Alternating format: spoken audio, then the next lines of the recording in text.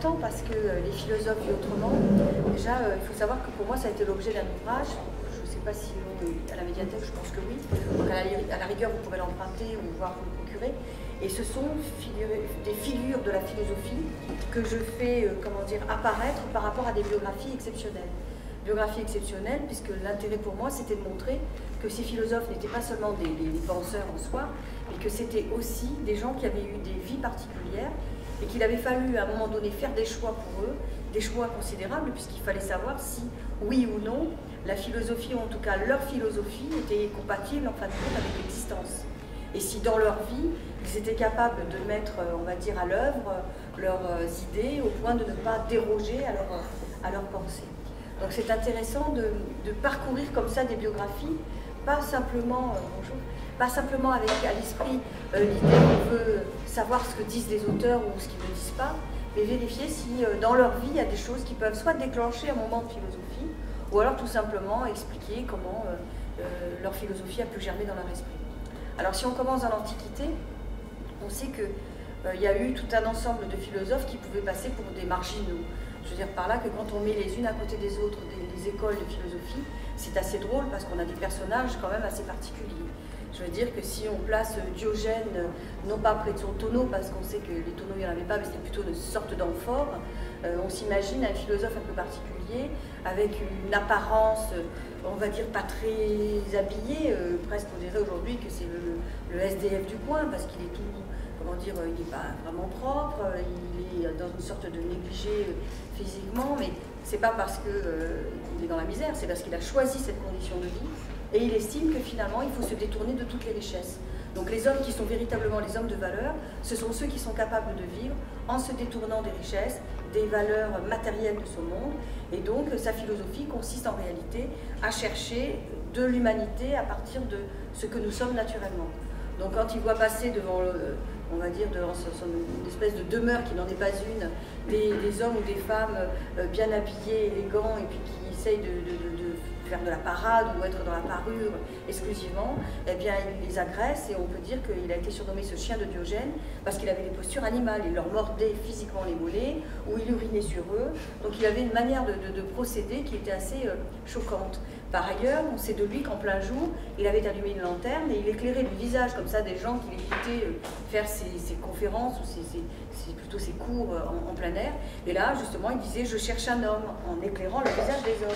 Donc ça a suscité, si vous voulez, par une sorte de provocation, l'envie de chercher, d'aller quérir plus loin, et puis bien entendu de se dire la vie c'est pas simplement ce que je possède. C'est une façon aussi de rappeler que l'être c'est pas le paraître et que le paraître ce n'est pas l'être. Ça c'est important. Et puis on connaît l'anecdote avec Diogène, hein.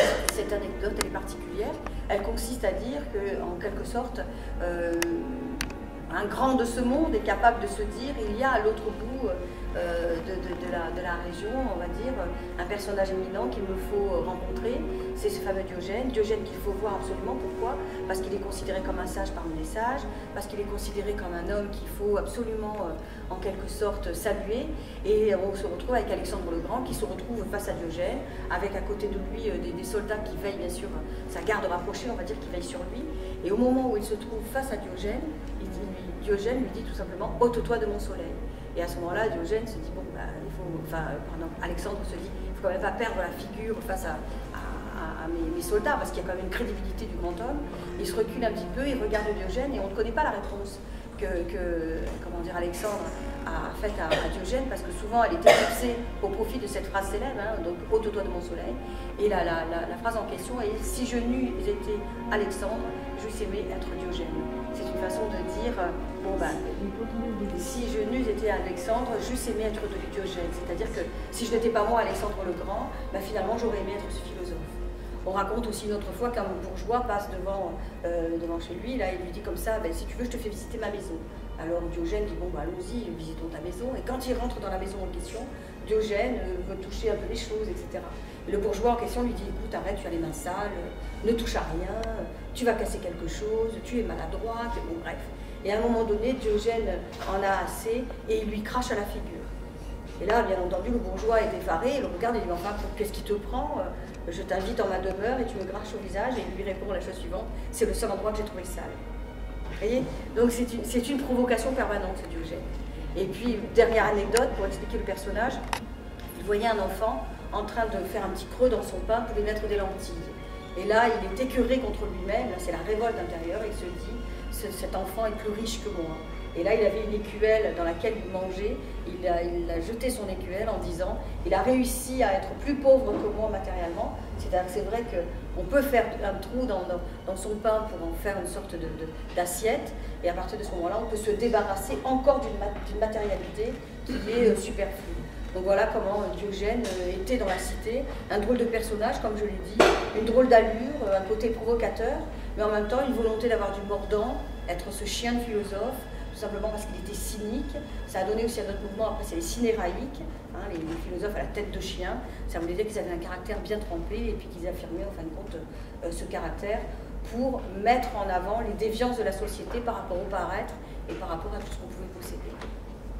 Ça, c'est une des figures, on va dire, connues de l'Antiquité. Sa philosophie, on voit qu'elle a été conforme à sa vie puisqu'il est resté dans ce style de vie et il s'y est tenu.